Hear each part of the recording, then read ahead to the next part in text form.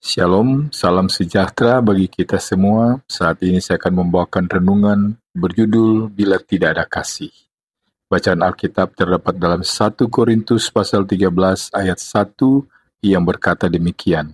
Sekalipun aku dapat berkata-kata dengan semua bahasa manusia dan bahasa malaikat, tetapi jika aku tidak mempunyai kasih, aku sama dengan gong yang berkumandang dan canang yang gemerincing.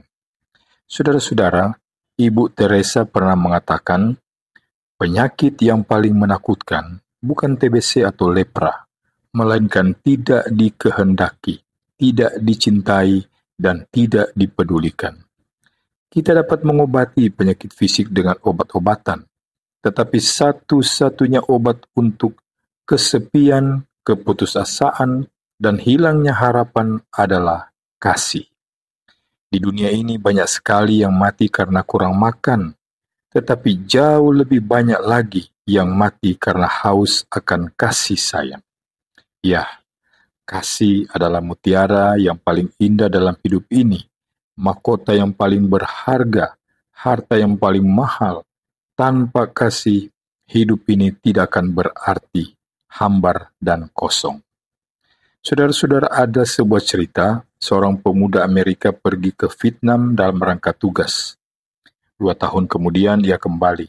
Karena rumahnya di pinggir kota, ia tidak bisa langsung pulang. Ia menginap di sebuah wisma. Dari wisma itu ia menelepon rumahnya, ibunya yang menerima. "Ma, saya pulang," katanya. "Puji Tuhan, Nak. 2 tahun kami menunggumu dengan doa dan harapan yang tidak pernah putus. Sekarang kamu pulang. Selamat datang kembali di rumah, Nak," sahutnya gembira.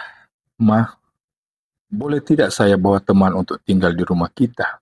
"Oh boleh, Nak, tentu. Biarlah temanmu itu tinggal bersama kita. Masih ada kamar kosong di sebelah kamarmu." Tapi Mah, pemuda itu berhenti sejenak ragu-ragu. "Teman saya itu cacat. Kedua kakinya diamputasi karena menginjak ranjau di Vietnam. Tangan kanannya pun sudah tidak ada. Terkena pecahan mortir.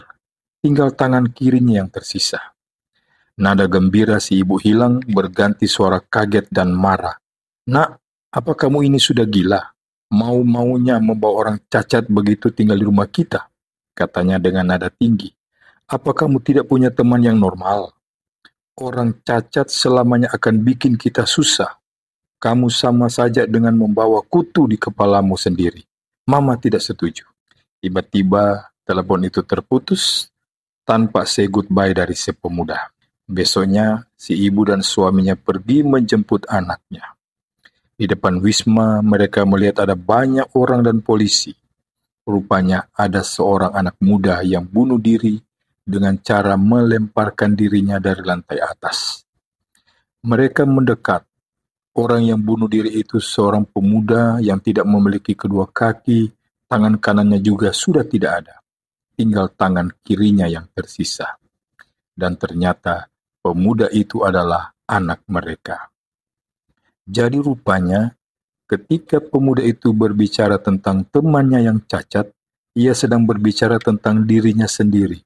Bisa dibayangkan betapa sedih dan luka hatinya ketika mendengar ibunya mengatakan penolakan atas kehadirannya. Di saku baju si pemuda tadi ditemukan secarik surat dengan noda darah. "Mama, Papa, 2 tahun yang lalu saya pergi ke Vietnam dengan membawa cinta Mama dan Papa. Ketika saya kembali, saya berharap cinta itu masih ada. Tapi rupanya cinta itu sudah tidak ada, sudah hilang, bersama hilangnya kedua kaki dan sebelah tangan saya. Lalu apa gunanya saya hidup?" Begitulah, saudara. Tanpa kasih, segala yang ada pada kita menjadi tidak berarti. Pun kalau kita punya otak cemerlang, segudang harta kekayaan, atau juga kemampuan-kemampuan khusus yang tidak dimiliki orang lain, kalau tanpa kasih, semua itu tiada gunanya. Sama seperti yang dikatakan oleh Rasul Paulus. "Sekalipun aku dapat berkata-kata dengan semua bahasa manusia dan bahasa malaikat, Tetapi jika aku tidak mempunyai kasih, aku sama dengan gong yang berkumandang dan canang yang gemerincing. 1 Korintus 13 ayat 1. Maka, saudara-saudara, marilah kita menanamkan kasih dalam hati kita, dalam pikiran kita, dalam setiap langkah kita. Pupuklah kasih itu terus.